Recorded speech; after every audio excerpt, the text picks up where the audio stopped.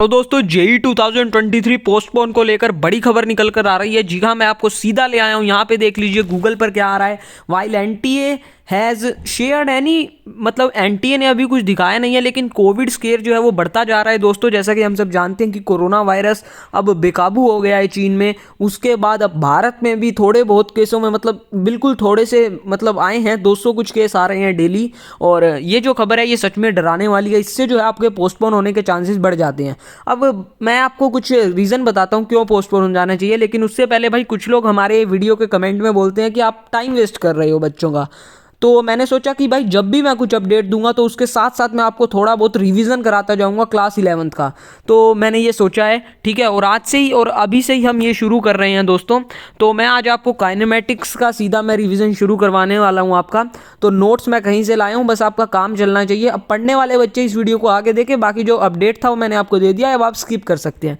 सिर्फ जिनको पढ़ना है अब वो देखिए दोस्तों। पोस्टपोन होने के पूरे चांसेस है, ये बात मैं मानता हूँ, लेकिन फिर भी अपने को अपनी पढ़ाई जारी रखनी चाहिए। तो दोस्तों अभी मैं थोड़े बहुत ये कहीं से मैं आपका लेकर आया हूँ नोट्स। देखिए आपका काम चलना चाहिए, ठीक है ना। बाकी आप ये मत बोलिएगा कि आप कहीं से चुरा के लाए हैं ये, यार आपका काम चलना चाहिए बेसिकली इस वक्त में। तो दोस्तों ये कुछ मैं बता देता हूँ पहले तो क्या है। ये रेस्ट एंड मोशन है सबसे पहले तो, बिल्कुल ईजी मैं आपको बता रहा हूँ। ये देख सकते हैं, ये देखिए जैसे अभी मैं बिल्कुल बेसिक पे आ गया हूँ, ठीक है ना।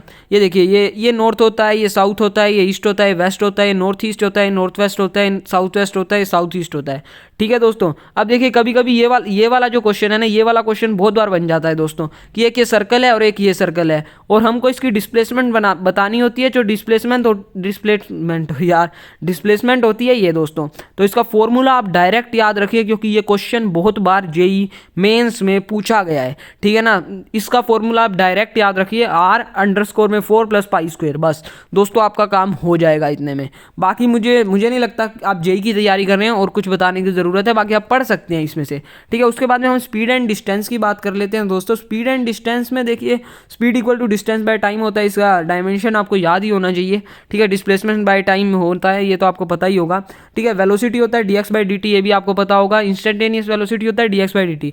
एवरेज स्पीड होता है दोस्तों total distance by total time, और एवरेज वेलोसिटी होता है total displacement upon total time. तो दोस्तों आप बेसिक फॉर्मूले से ही जाइएगा जब भी एवरेज वेलोसिटी या एवरेज स्पीड निकालने को आए, ठीक है। चालाकी मत दिखाइएगा, ठीक है दोस्तों। नॉन यूनिफॉर्म वेलोसिटी ये पढ़ सकते हैं आप, ठीक है, बेसिक है, ये आप समझ गए होंगे, ठीक है दोस्तों। आगे चलिए। If particle is moving in one direction distance equal to displacement, ये आपको पता है कि अगर एक ही डायरेक्शन में पार्टिकल चल रहा है तो हम उसका डिस्टेंस और डिस्प्लेसमेंट सेम मानेंगे। लेकिन अगर देखो अपोजिट में चल रहा है तो आपको पता है डिस्प्लेसमेंट जो है उसका मैग्नीट्यूड जो है वो डिस्टेंस होता है। ये बेसिक चीज़ें ही आपको पता होनी चाहिए। अब यहाँ पे कुछ इंपॉर्टेंट बातें हैं। देखिए ये जैसे ये है v1 t1 और ये v2 t2 से चल रहा है, तो इसकी एवरेज स्पीड ये होगी दोस्तों। ये आप डायरेक्ट याद रखिए, ये चीज़ें याद रखने वाली होती हैं दोस्तों, इससे आपका एग्जाम में टाइम बचता है, ठीक है ना। इफ t1 = t2 होगा तो फिर ये हो जाएगा। ऐसे ही आप ये एक दो केसेस हैं ये आप पढ़ सकते हैं, क्योंकि हमको भैया बहुत ही कम समय में आपको रिवीजन करानी है, ठीक है दोस्तों। ये हो गया अपना। अब आ जाता है ये दोस्तों एक्सेलरेशन की बात। एक्सेलरेशन होता है दोस्तों change in velocity upon time, ठीक है ना। वेक्टर क्वांटिटी है, ठीक है। Rate of change of velocity को ही हम कहते हैं, ठीक है दोस्तों। इसका डायमेंशन आपको याद ही होगा, आसान है, ठीक है ना। इंस्टेंटेनियस एक्सेलरेशन होता है dv/dt, ठीक है। Acceleration equal to v final minus v initial by में t2 - t1, ठीक है। ये आप याद रखिए formula. Equal change in velocity equal time a = 3 मीटर/सेकंड²। तो ये एग्जांपल देने का, ठीक है दोस्तों। यूनिफॉर्म एक्सेलरेशन है, मतलब कि एक ही मतलब इक्वल चेंज हो रहा है तो उसको हम यूनिफॉर्म कहते हैं, और अनइक्वल होता है तो हम उसको अनइक्वल कहते हैं दोस्तों, मतलब कि नॉन यूनिफॉर्म कहते हैं। a = dv/dt होता है। इसका एक ये जो है ना दोस्तों, ये बहुत बार पूछा गया है और ये अब जेई मेंस ज़्यादातर यही पूछता है, तो इसको भी आप याद रखें। v dv/dx भी हमारा एक्सेलरेशन ही होता है, इसको क्लियर होना चाहिए ये आपको, ठीक है दोस्तों। अब आगे देख लो दोस्तों, आगे कुछ एग्जाम्पल दे रखे हैं वो आप देख सकते हैं, मैं वो डिस्कस नहीं करूंगा, आप देख सकते हैं, आपको आसानी से समझ आएगा सब कुछ, ठीक है। उसके बाद देखो दोस्तों काइनेमेटिक्स इक्वेशन की बात कर लेते हैं। तो काइनेमेटिक्स इक्वेशन आपको पता ही होंगी कि 3 होती हैं। v = u + at, ठीक है। s = ut + ½ at², v² - c² = 2ax, ठीक है दोस्तों। ये आपको याद ही होगा, मेरे ख्याल से याद भी होना ही चाहिए, ठीक है ना दोस्तों। अब देखो दोस्तों बहुत ही इंपॉर्टेंट मैं पॉइंट्स आपके लिए लेकर आया हूँ, ठीक है ना। ध्यान से देखिए। अब देखिए SNF/SN क्या होता है, इससे पहले आपको ये चीज़ें याद होनी चाहिए दोस्तों, ठीक है ना। ये चीज़ें आप याद ही रखें तो आपके लिए बेहतर होगा, तभी आप अच्छा स्कोर कर पाएंगे। ये देखिए एस एन एथ का फॉर्मूला आपको याद होना चाहिए, एस एन माइनस वन, ठीक है। एस एन एथ का फॉर्मूला होता है ये बिल्कुल दोस्तों रट लो इसका प्रूफ अब छोड़ दो दोस्तों, अब वो टाइम गया, अब इसको आप रट लो, ठीक है ना। स्टॉपिंग डिस्टेंस और स्टॉपिंग टाइम का भी फॉर्मूला यहाँ पे दिया हुआ है, ये आप याद कर सकते हैं, ठीक है दोस्तों। ये भी आपको याद होना चाहिए, stopping distance upon stopping time का, ठीक है ना। क्विक रिविजन है तो क्विक करेंगे, ठीक है ना, क्विक, ठीक है।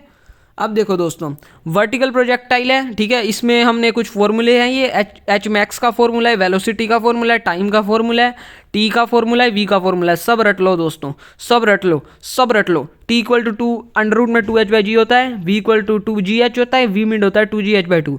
ये दोस्तों टोटली रट लो, इससे डायरेक्ट क्वेश्चन बन जाएंगे आपके, ठीक है ना। अब ये ग्राफ्स हैं दोस्तों, ग्राफ्स देखो, ये स्लोप होता है, ये तो आपको बेसिक जानकारी होगी स्लोप की, क्योंकि आप जेई की तैयारी कर रहे हो, ठीक है। तो ये बेसिकली ग्राफ्स का आ गया है। तो देखो वेलोसिटी और टाइम का जो ग्राफ होता है वो आपको एरिया देता है, ठीक है ना, एरिया अंडर ए माइनस जेड, तो वो आपको पता होना चाहिए, ठीक है। इतना ही है और कुछ ज़्यादा है नहीं, आप पढ़ सकते हैं ये पूरा, ठीक है दोस्तों। अब आगे देखो ये कन्वर्जन दे रखा है पूरा ग्राफ का, ये आप बस एक बार आप देख लीजिएगा तो आपको आसानी से समझ आ जाएगा, मुझे नहीं लगता इसमें कुछ समझाने वाली बात है, ठीक है दोस्तों। तो देखो इतने में हमने क्या क्या रिवीजन कर लिया, हमने पूरा दोस्तों पूरा टोटली हमने काइनेमेटिक्स जो है, motion in a straight line जो है, मोशन प्रोजेक्टाइल जो है वो हमने कंप्लीट किया है दोस्तों। और बहुत ये करारा जवाब होगा उनको जो कहते थे कि हमारी वीडियो में टाइम वेस्ट होता है। नहीं दोस्तों, हम आपका बिल्कुल भी टाइम वेस्ट नहीं करना चाहते, हम आपका कल्याण ही चाहते हैं, ठीक है दोस्तों। आपको अपडेट भी मिल गई, और अगर आप चाहते हैं कि ऐसे ही हम कंटिन्यू करें जैसे अभी हमने किया है, तो आप उसके लिए मुझे कमेंट कर देना। तब तक के लिए जय हिंद, जय भारत।